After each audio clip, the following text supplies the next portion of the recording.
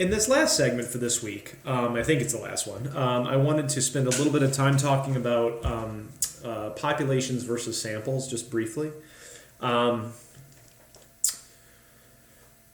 it comes to a population, or defining a population, here's what a population is. All right, I'll give you the simplest, most concise definition of what a population is. Okay, here it goes. Ready?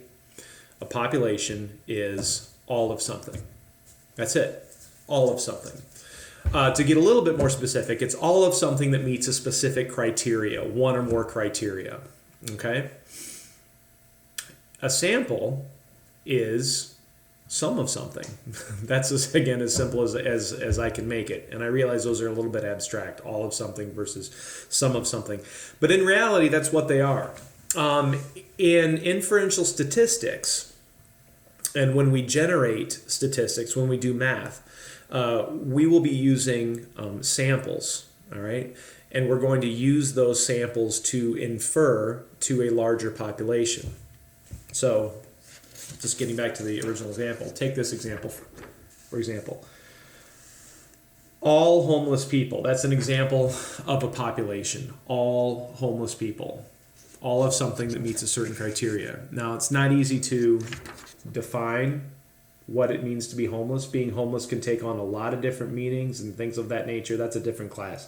We're just talking about what the population is, and I'm defining a population, all homeless people in Kansas City, all homeless people in the United States. It really depends on what the objectives of my research are.